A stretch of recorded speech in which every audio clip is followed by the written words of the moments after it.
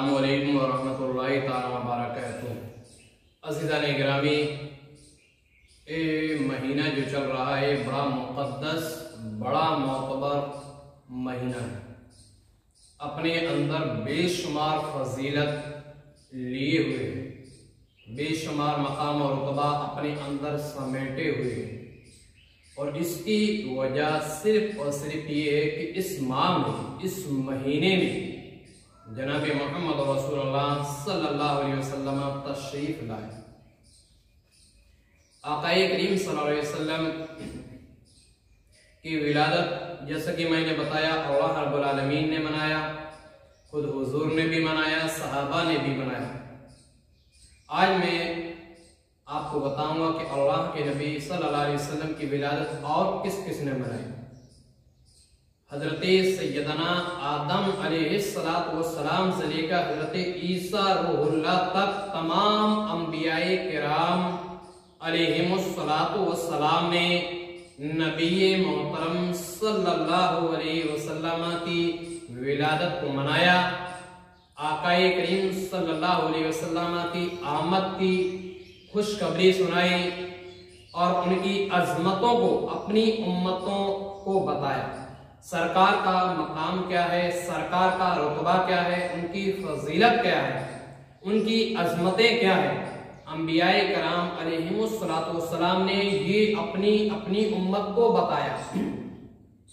और जो भी नबी आ रहा था वो ये बशारत देते आ रहा था कि मेरे बाद जो नबी होंगे, एक नबी होंगे, एक नबी होंगे, एक उस दौर में एक अल्लाह के नबी आएंगे, जनाबे मोहम्मद रसूलुल्लाह आएंगे। यानी हर दौर में जो भी नबी आ रहा था वो आकाए करीम सल्लल्लाहु अलैहि वसल्लम की आमद की बशारत अपनी उम्मत को दे रहा था। यहां तक कि सबसे आखिर में हजरत सैयदना ईसा रूहुल्लाह आए और उन्होंने भी अल्लाह के नबी सल्लल्लाहु अलैहि वसल्लम की आमद की बशारत दी। कुरान मुक़द्दस के अंदर आता है, वह मुबश्शिरन बिरसूली याति मिन बाद इस्मुहु अहमद, कि मेरे बाद जो नबी होंगे उनका नाम अहमद होगा, उनका नाम अहमद होगा। अज़ीज़ान गिरामी, यानी हजरत ईसा अलैहिस्सलाम ने भी नबी की आमद की खुशखबरी सुनाई उम्मत को, अपनी उम्मत को सुनाई आमद की खुशी। उनकी उम्मत ने भी सुनी। यानी नबी होने के बावजूद वो रसूल पाक की आमद की खुशखबरी सुना रहे हैं कि एक नबी होंगे, मेरे बाद आएंगे, उनका नाम अहमद होगा। अब सरकार अलैहिस्सलाम का नाम आसमान पर अहमद है। जिस नाम से हुजूर को आसमान पर जाना जाता है वो अहमद के नाम से जाना जाता है, और जमीन पर मोहम्मद के नाम से सरकार को जाना जाता है सल्लल्लाहु अलैहि वसल्लम। हजरत सैयदना आदम अलैहिस्सलाम ने भी आक़ाए करीम सल्लल्लाहु अलैहि वसल्लम की आमद की खुशी मनाई। हजरत आदम ने भी अपनी औलाद को आक़ाए करीम सल्लल्लाहु अलैहि वसल्लम की आमद के ताल्लुक से बताया। तफसीर की किताबों में और अहादीस में ये रिवायत मिलती है कि जब हजरत आदम अलैहिस्सलाम का विसाल का वक्त करीब आया तो हजरत आदम अलैहिस्सलाम ने अपने बेटे यानी हजरत शीश अलैहिस्सलाम को बुलाया कि बेटा शीश इधर आओ। हजरत शीश आए। आदम ने कहा कि ए बेटे, एक तुम्हें वसीयत करता हूं मैं, एक तुम्हें नसीहत करता हूं मैं, और मेरे बेटे इस नसीहत को तुम जरूर कबूल करना, बेटा इस नसीहत पर तुम अमल करना। तो हजरत शीश ने कहा, अब्बा हुजूर, आपका हर हुक्म मेरे सर और आंखों पर है, आप फरमाएं। आदम कहते हैं, बेटा अगर तुम्हें कोई मुसीबत पहुंचे, तुम पर कोई मुसीबत आ जाए, तो बेटा बेसब्री से काम मत लेना, बल्कि सब्र से काम लेना। बोले अब्बा हुजूर वो कैसे? वो ऐसे कि अगर तुम पे कोई मुसीबत आ जाए तो अल्लाह रब्बुल आलमीन की बारगाह में दुआ करना, और इस तरीके से दुआ करना कि अल्लाह मेरे ऊपर जो मुसीबत आई है इसे जनाबे मोहम्मद रसूलुल्लाह सल्लल्लाहु अलैहि वसल्लम के तोहफे से मौला इस मुसीबत को दूर फरमा दी। बेटा जब तुम मोहम्मद सल्लल्लाहु अलैहि वसल्लम के तोहफे से, उनके जरिए से, उनके वसीले से अगर तुमने दुआ कर ली तो बेटा तुम उस मुसीबत से दूर रहोगे, तुम उस मुसीबत से दूर हो जाओगे, वो मुसीबत तुम्हें टच नहीं कर सकती। तो शीश अलैहिस्सलाम एक अल्लाह के नबी थी, वो ये अर्ज करते हैं, ऐ अब्बा हुजूर जरा ये बताएं कि ये जो मोहम्मद का नाम आपने बताया, ये मोहम्मद कौन है, आखिरकार इनकी हकीकत क्या है?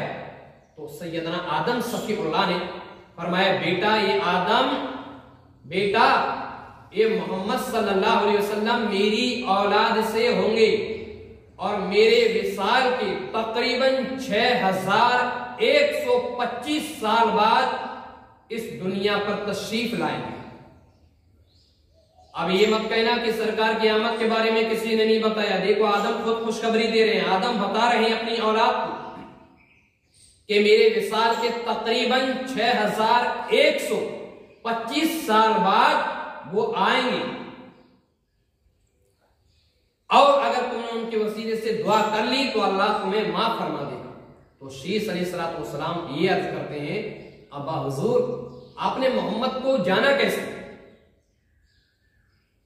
तो हजरत आदम कहते हैं, बेटा मैंने जाना नहीं बल्कि मैंने तजुर्बा भी किया है, मैंने उन्हें जाना भी है, उन्हें तजुर्बा भी किया है। बोले अब्बा हुजूर वो कैसे? तो हजरत सैयदना आदम कहते हैं, बेटा वो ऐसे कि जब अल्लाह रब्बुल आलमीन ने मुझे और तुम्हारी मां को जन्नत में भेजा और हम दोनों से फरमाया कि तुम्हें मेवे खाने हैं मेवे खाओ, जन्नत में जो कुछ खाना है खाओ, लेकिन इस दरख्त के करीब मत जाना, जो गंदम का जो दरख्त है इसके करीब मत जाना। हम दोनों ने कहा ठीक है इसके करीब नहीं जाएंगे, लेकिन बेटा भूल से फिर हमने वो उस दरख्त के पास गए और हमने वो दाना खा लिया। बेटा मैंने जब वो दाना खाया तो अल्लाह रब्बुल आलमीन ने जन्नत से मुझे और तुम्हारी मां को जमीन पर भेजा, तुम्हारी मां को जिद्दा में उतारा और मुझे सरांदीप में उतारा।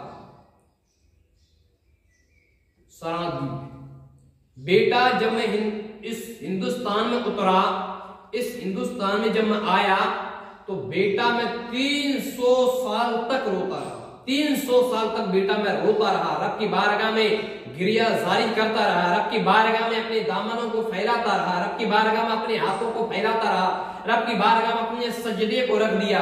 और बेटा 300 साल तक तुम्हारे अब्बा हुजूर अल्लाह की बारगाह में रोते रहे, अल्लाह की बारगाह में गिड़गिड़ाते रहे, रब की बारगाह में हाथ उठाते रहे, रब की बारगाह में अपने दामन को फैलाते रहे और अल्लाह की बारगाह में दुआ करते रहे कि रब्बुल आलमीन मुझसे गलती हुई है, परवरदिगारे आलम मुझसे खता हुई है, ए मेरे रब मुझे माफ फरमा दे।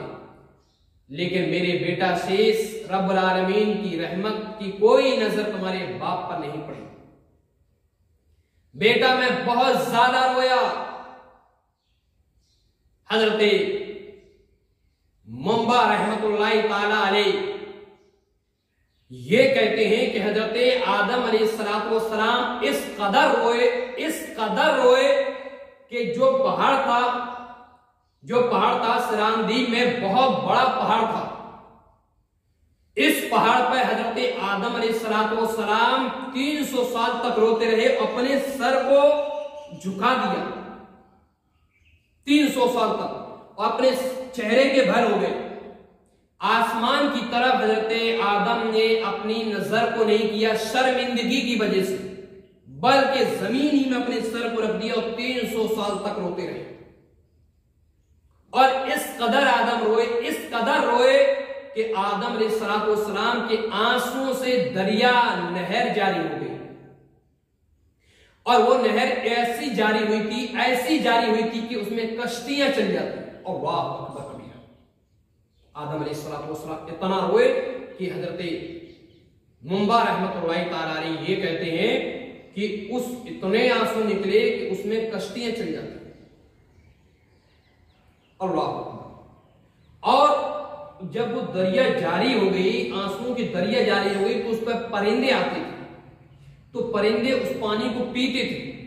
और जब वो परिंदे पानी को पीते थे तो वो परिंदे ये कहते थे आपस में कि आज से पहले कभी भी हमने इतना मीठा पानी, ऐसा पानी कभी नहीं पिया है। और आदम अलैहिस्सलाम परिंदों की भी आवाज को समझ रहे थे तो हजरत आदम अलैहिस्सलाम अल्लाह की बारगाह में फिर फरियाद करते हैं, फिर अर्ज करते हैं, मौला मुझसे गलती हुई है, मौला ये गलती सहवन हुई है, रब्बुल आलमीन मुझसे खता हुई है, लेकिन परवरदिगार आलम आप तो मेरे ऊपर रहम फरमा दे। मेरे रब, इन जानवरों को भी मेरी हालत पर मौला अफसोस हो रहा है, मेरे अल्लाह मुझे माफ फरमा दे। लेकिन अल्लाह रब्बुल आलमीन ने उन्हें माफ ना फरमाया। तारीख की किताबों में यह आता है कि इस दुनिया में 5 लोग बहुत ज्यादा रोए थे, बहुत ज्यादा। आदम अलैहिस्सलाम पहले हैं उनमें से, ये अपनी खता पर रोए थे। दूसरे हजरत याकूब अलैहिस्सलाम रोए, वो यूसुफ अलैहिस्सलाम की जुदाई पर रोए। तीसरा हजरत याहया रोए, वो भी अल्लाह के नबी है, ये अल्लाह के खौफ पर रोए। चौथी हजरत सैयदा फातिमा ज़हरा रज़ियल्लाहु अन्हा है, जो रसूल पाक की बेटी है, हुजूर के विसाल पर रोए। पांचवी हजरत सैयदना ज़ैनुल आबदीन है, जो हजरत सैयदना इमाम हुसैन रज़ियल्लाहु अन्हु की शहादत पर रोए। लेकिन इन तमाम से ज्यादा रोने वाले अगर कोई थे तो वो आदम सफीउल्लाह थे, जो 300 साल तक रोते रहे, लेकिन उनकी तौबा कबूल न हुई। और इस कदर रोए कि हजरत अल्लामा शाह अब्दुल अजीज मुहद्दिसे दहलवी रहमतुल्लाहि ताला अलैहि अपनी किताब तफसीर अजीजी के अंदर ये रिवायत नकल करते हैं कि आदम इस कदर रोए कि इनके रोने पर हजरत जिब्रील को भी रोना आ गया। जिब्रील भी रोने लगे आदम के रोने पर। तो जिब्रील अमीन ने उस वक्त अर्ज किया, मौला ए मेरे परवरदिगारे आलम, आदम अलैहिस्सलाम की अब ये हालत मौला अब देखी नहीं जाती, मेरे रब अब तो आदम अलैहिस्सलाम को माफ फरमा दे मेरे अल्लाह। तो अल्लाह रब्बुल आलमीन हजरत आदम सैयदना आदम के हाल पर रहम आया और अल्लाह ने उन्हें तौबा कबूल करने का तरीका बता दिया। कुरान मुकद्दस पारा पहला सूरे बकरा रुकू नंबर 4 आयत नंबर 36 के अंदर आता है, फतलक्का मिन रब्बिही कलिमातिन फताबा अलैहि इन्नहु हुवत तव्वाबुर रहीम, कि आदम अलैहिस्सलाम ने अपने रब से कुछ कलमे सीख लिए। तो आदम अलैहिस्सलाम ने अल्लाह की बारगाह में तौबा की और अल्लाह तौबा कबूल फरमाने वाला है, यकीनन वो बड़ा रहम करम फरमाने वाला है। ये कुरान मुकद्दस के अंदर आता है। तो आदम अलैहिस्सलाम को अल्लाह ने तौबा करने का तरीका बता दिया। तो आदम अलैहिस्सलाम ने अब अल्लाह की बारगाह में दुआ की और ये दुआ की कि या अल्लाह, मुझे जनाबे मोहम्मद रसूलुल्लाह सल्लल्लाहु अलैहि वसल्लम के तौफीक से माफ फरमा दे रब, अल्लाह मेरी बख्शिश फरमा दे, अल्लाह मेरी खता को माफ फरमा दे। तो उस समय अल्लाह ने यही फरमाया था, आदम जब हमने तुम्हें पैदा किया था तो उस समय तो जनाबे मोहम्मद रसूलुल्लाह सल्लल्लाहु अलैहि वसल्लम को पैदा ही नहीं फरमाया था, तो तुमने इन्हें कैसे जान लिया? तो आदम अलैहिस्सलाम ये अर्ज करते हैं, मौला जब तूने मेरे अंदर रूह डाली उस समय मेरी नजर पड़ी तो ला इलाहा इल्लल्लाह और मोहम्मद रसूलुल्लाह पर नजर पड़ी। तो मैंने समझ लिया कि जब जिस शख्स के नाम को अल्लाह तूने अपने नाम के साथ लगा लिया है, तूने अपने नाम के साथ मिला लिया है, इसका मतलब है अल्लाह ये कोई अजीम बंदा है, ये कोई तेरा नेक बंदा है, ये कोई तेरा बड़ा महबूब बंदा है। अल्लाह मैंने इसके जरिए से तेरी बारगाह में दुआ कर दी है। तो मेरा रब इरशाद फरमाता है, सदक़ता या आदम इन्नहु लअहब्बुल खल्क़ि इलैया अम्मा इज़ा सअलतनी बिहक़्क़ि फ़क़द गफ़रतु लका वलौला मुहम्मदुन मा खलक़तुका वमा गफ़रतुका। कि आदम तूने सही कहा, जिसका वसीला तूने दिया है वो तमाम मखलूक में मेरे नजदीक बहुत ज्यादा महबूब है। और ऐ आदम जब तूने उसके वसीले से दुआ कर ली है तो आदम हमने तुझे माफ फरमा दिया। अज़ीज़ान इकराम, बताओ अभी तो हुजूर का ज़हूर भी नहीं हुआ है, बशरे इंसानी में अभी आए ही नहीं है, उसके बावजूद आदम ने दुआ की, हुजूर के तो पैसे अल्लाह ने माफ फरमा दिया। हजरत अल्लामा अहमद बिन उस्तुरानी रहमतुल्लाहि ताला अलैहि ये कहते हैं कि आदम अलैहिस्सलाम ने जब हुजूर के जरिए से अल्लाह की बारगाह में अपनी खता की माफी चाहिए, अपने जो गुनाह कर चुके थे उस गुनाह की माफी अल्लाह की बारगाह में हुजूर के वसीले से आदम ने की है। तो अल्लाह रब्बुल आलमीन ने हजरत आदम अलैहिस्सलाम को माफ फरमा दिया और ये भी फरमा दिया कि ऐ आदम, जिस शख्स का तुमने वसीला दिया है मोहम्मद और रसूलुल्लाह का, आदम अगर इन्हें पैदा करना ना होता तो आदम हम तुम्हें भी पैदा ना करते। तो आदम अलैहिस्सलाम अर्ज करते हैं, बेटा शीश, ये वाकया है तुम्हारे बाप आदम का कि अगर मोहम्मद सल्लल्लाहु अलैहि वसल्लम के वसीले से अगर मैं दुआ ना करता तो मेरी दुआ कबूल ना होती। तो इसलिए बेटा मैं तुम्हें नसीहत कर रहा हूं कि अगर कोई परेशानी आ जाए तो बेसब्री मत करना, बल्कि मोहम्मद और रसूलुल्लाह सल्लल्लाहु अलैहि वसल्लम के तौफीक से अल्लाह की बारगाह में तुम दुआ करना, इंशाअल्लाह तुम्हारी दुआ अल्लाह रब्बुल आलमीन कबूल फरमाएगा।